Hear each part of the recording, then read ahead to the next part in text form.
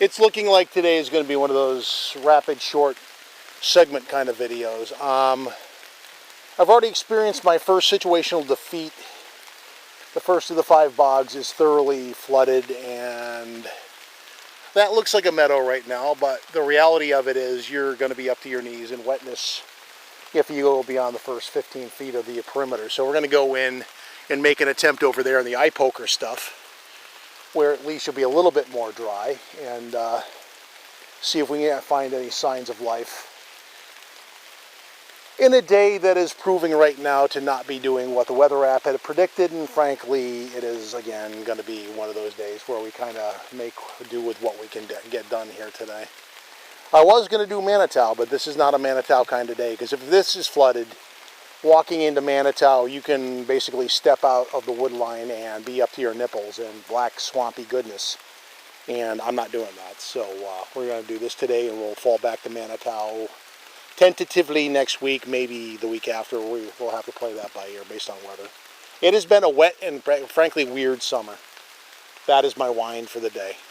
We'll be back in a bit. Not going to let the camera get totally saturated. Oh, we're making do.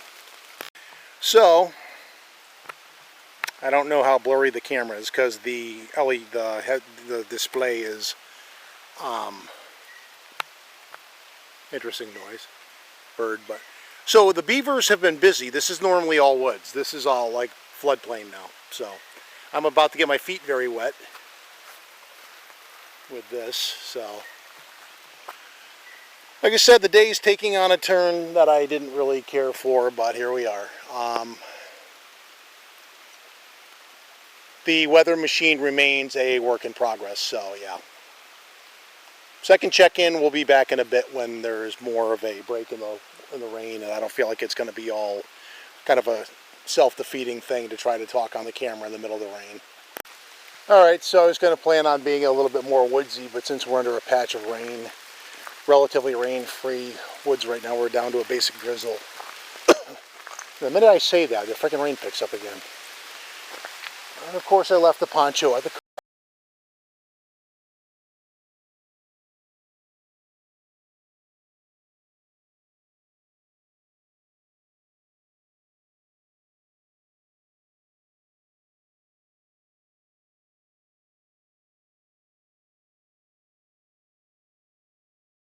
minus the colors, although I have seen a couple of patches.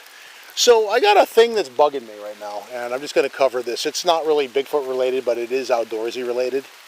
Camping etiquette. I've seen 2 videos on YouTube this week where people have camped. They've claimed a campsite for themselves. It's the middle of the night, and you have some jackanape come in on them in the middle of the night and camp right on top of them. And this is just something that is not done. If they were there first, you move on to the next one. But that's not what bugs me. The people involved, and this is maybe this is a pansification of Gen Z thing. The person gets up and leaves and doesn't get out of their thing and say, "Hey, I was here first. Find the door." You should be, if you're out there, you should be armed in some fashion and convince them that leaving is better than staying. That's the right way to handle that. You don't have to be like hyper aggressive about it, but let them know you want the place to yourself and send them on their merry way. And if they're drunk, you're probably going to get into a confrontation, in which case you call the Rangers and get them arrested. But I've seen that happen twice now. And if that's happening a lot, because I'll forewarn anyone that runs into me in the woods. I won't put up with that. You will leave. Willingly or otherwise, you will leave. Or have a very bad night. That's not a threat, that's just statement of fact. But I wanted to get that off my chest. Next week being Labor Day, hopefully we'll have better weather. It's going to be a prolonged weekend. I'm going to do at least a day or 2 out here. Today, what you see is what you got.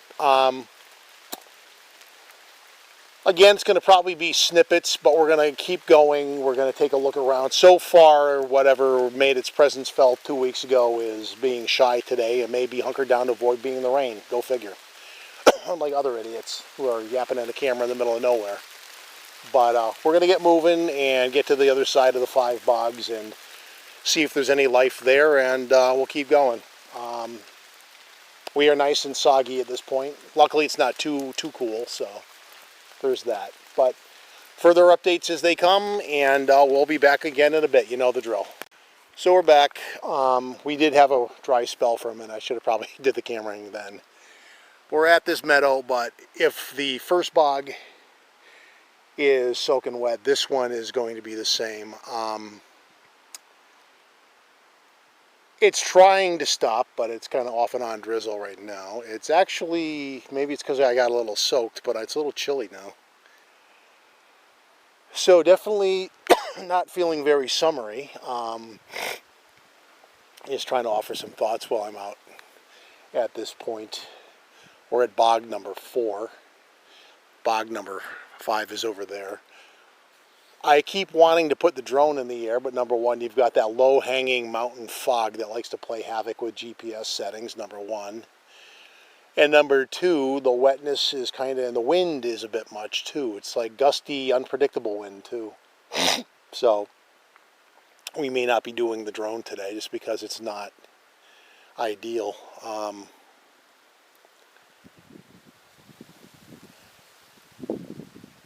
If you can see what the vegetation's doing right there, that's a light breeze, but if you go up 200 feet, that becomes something a little bit different or higher. So, wasn't really a lot in the community going on this week, gossip-wise. We are contemplating what we're going to do next weekend. Because again, I took a day off at the tail end of Labor Day weekend, so I actually have a 4-day weekend to play with. So I'll be needing to do a few things maybe. Definitely coming up for one day. I'm probably going to overnight, depending on what the Kark gentleman wants to do, if he's able to meet up and take things from there. I am serious about the camping etiquette, though. Those videos got on my nerves because the people just caved to people coming in the middle of the night and taking their campsite, and all that is going to do is encourage them to do it to somebody else. And if you can get up, no, wrong way, get up there. If I can get him. There is a great blue heron across there. I'm trying to get on the camera. I don't know if I am, though. Getting the clouds, if nothing else. And the camera.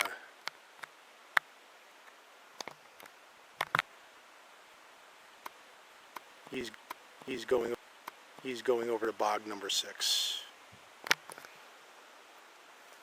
I tried to get him. I don't know if I did or not. I'll have to review the video later. The display on this, I don't really get to see whether you were successful or not. Yeah, the one saving grace for the nature of the weather today is the bugs. Knock on wood, virtual if only that, because the bugs are not that bad, and the allergens are down because of the October-esque nature of the day. It literally feels like the later part of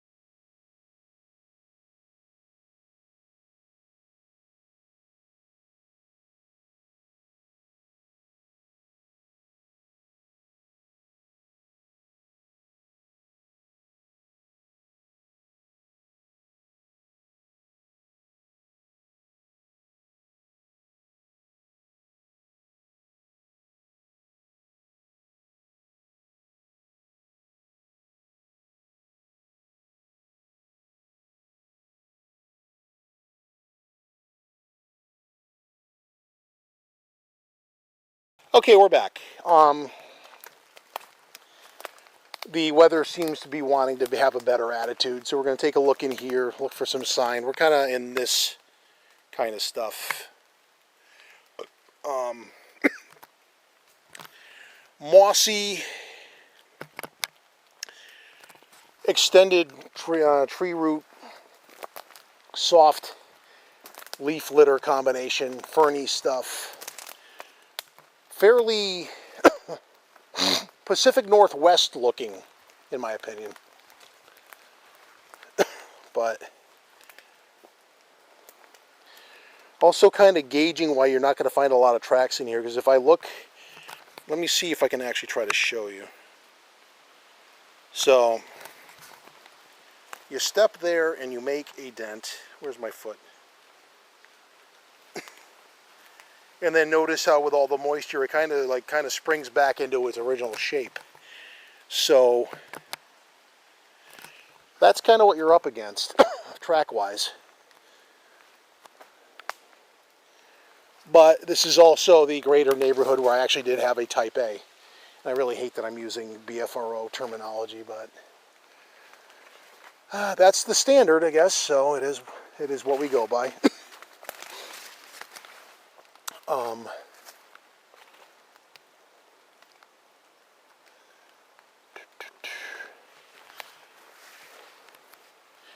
Kind of multitasking between trying to make banter for the camera and actually do like this actual field work thing that we do.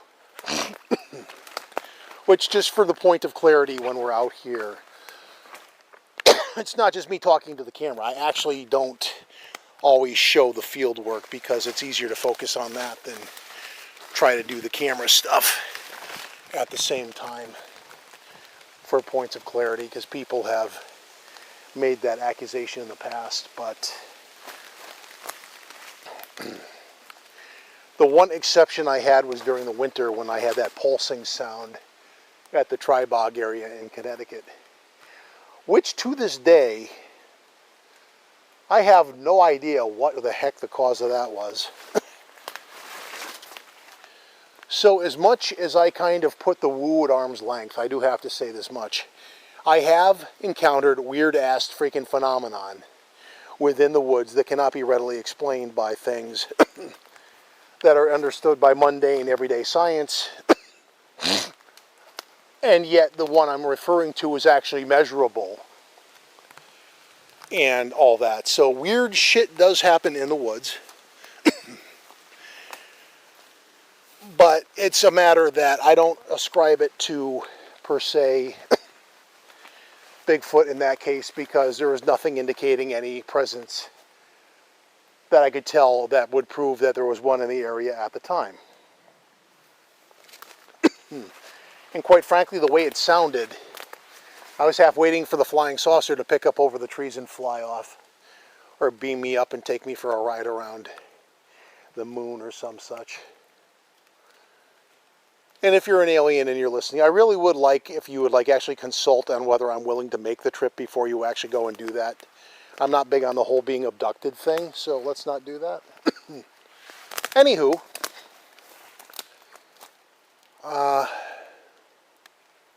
we can go through a little bit further and see what we can find. I'm trying to find areas that aren't all encrusted in ferny goodness, so I can actually look down and see if there might be actually some kind of an indent. I kind of have to go slow, because if there is one, it's probably going to be very subtle in its appearance. Because, like, even on the rock, when I try to press down, it just, like I said, it springs right back up as moisture kind of contracts and expands. If you want some science. There, for the sake of giggles, is just a weird-ass looking tree. But Connecticut is full of weird trees like that. Gnarly old New England woods. Which are damn fun to explore if the state government doesn't kill off all the trees. We have like a beech tree disease going on right now, and they're projecting gloom and doom and not really doing their job. That's why I got pissed off last year with the timber harvest, and they're saying they're just taking a certain kind of tree. I'm like, then why are all the pine trees marked? Because what you're looking for was not pine trees, it was something else. And your indicators don't really back that up. So, you know, you're making an argument for genetic diversity, but you're not really doing it. I guess we have a different sense of conservatorship of woodland resources. Anyway, I'm not really finding anything in this area, so I'm going to start moving south and seeing if I can find something in that neck of the woods. And we'll take things from there. So once again, we're doing a segment break. We will come back. For the people that like stick structure stuff, there's a lot of these bended over, they call them arches. And I would like to remind the people that do stick structure stuff that Chris Noel of the BFRO, at least at one point, I don't know if he's currently active with them, I don't really care for the point that I'm trying to make, wrote a book that's like 106 pages long, full of stick structures, but he lends no context to any one of them. So that leads me to think he likes to make shit up.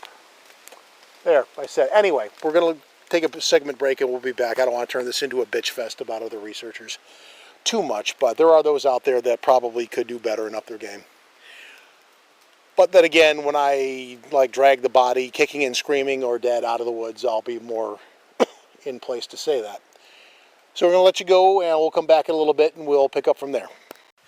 True to form, when I first came in, I said I was going to try to work around the meadow down there, and we're kind of doing that. But so far what we found are just weird-ass lichens and weird-shaped trees like that, which according to something I read, in some cases were deliberately formed that way by Native Americans as like navigational markers for old-time trails way back when in the day.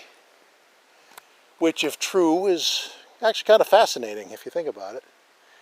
I think I might see more of that weird-ass lichen. I can maybe show you in real time. Somebody who might be a mushroom geek can figure out, is that the same? What is that? You got some weird fucking lichens down here. So, right, this stuff. Hold on. Get the camera. There you go. Damn it. Okay. Ground's not very even, but what is this?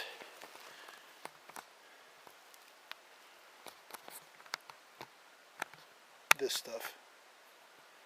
Some kind of... It's not the same as the other stuff. The other stuff was all weird fibrous, and then you got this stuff over here. That is whatever the hell that is.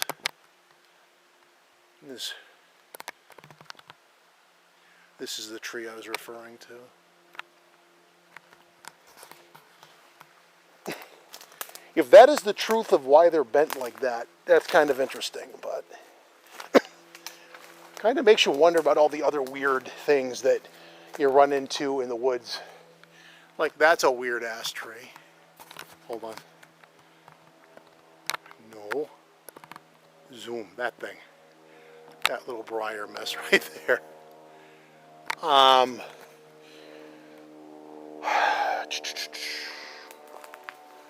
Basically, with things the way they are today, I love how you always get a plane in the background when you're trying to do this too and wrap up. This is going to be the part where we do like, subscribe, give a thumbs up, or leave a comment, leave a suggestion. If, God forbid, the weather should choose to cooperate and be warm and sunny. I was actually going to go to Manitou today, but it wasn't the day to do it. Because the flood factor in there would be actually potentially a bit dangerous. Because I've gone in there before and had water look a lot less deep than it was. Anyway, this is, we're going to wrap it up and put another one in the books. I'm going to keep the camera nearby though, because when we were walking out the last time, we were actually close to the exit when whatever we encountered decided to make its presence felt. So we're going to have the camera at the ready, just in case anything like that should decide it wants to happen. Otherwise, this is the outro, and we'll catch you next time.